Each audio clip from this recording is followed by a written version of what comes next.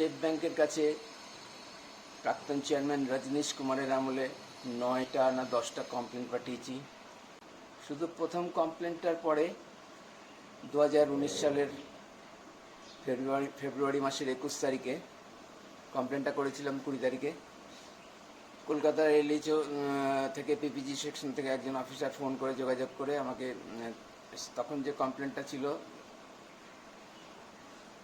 যে আমার সুপারঅ্যানুয়েশন বেনিফিটসগুলোর বিষয়ে, বিশেষ করে লিভ এনক্যাশমেন্ট, লিভ ফেয়ার, যেটা লিভ স্যালারি 8 মাসে 1 মাস 20 দিন হয়ে যাওয়ার পরেও সেটা না পাওয়াতে, যেহেতু সেটা কয়েকদিনের মধ্যেই পাওয়া যায় এবং আমার কোনোদিন সেভিংস ছিল না বলে আমি এটা বারবার রিকোয়েস্ট করে এসেছিলাম যে তাড়াতাড়ি যেন করে দেয়। মালদা শহরেই হবে, আমাদের মালদা স্টেট ব্যাংক থেকে মাত্র 4 কিলোমিটার 5 কিলোমিটার দূরে।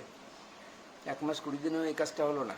এই উজ্জ্বল কুমার যে চিফ ম্যানেজার ঘুষ খেয়েছিল না কি করলো, কেন এটা করলো, নিজেদের স্টাফের উপর আর চোরের মালিক নিয়ে একদম প্রশংসায় পঞ্চমুখ, খুব ইম্পর্টেন্ট কাস্টমার, ভয়েসটা কটাচ্ছে, এগুলোর কথা তো আমি শোনাই, কিন্তু কেউ শোনে না, নাকি আমার এগুলো কেউ মিস্টার ইন্ডিয়া হয়ে যাচ্ছি, মানে আমার সব কিছুই অদৃশ্য, ইনভিজিবল হয়ে যাচ্ছে নাকি, আমি বুঝতে পারছি না। আমি স্টেট ব্যাংকে আমি কমপ্লেন করেছিলাম 9টা 2019 সালে রজনীশ কুমারের আমলে। সেই প্রথমের যোগাযোগটা ছাড়া যোগাযোগ করে সব কিছু 36 মিনিট ধরে কথা হয়েছিল আমাদের, এবং সে ভয়েস রেকর্ডটা আছে, সব কিছু জেনে নিয়েছিলেন উনি।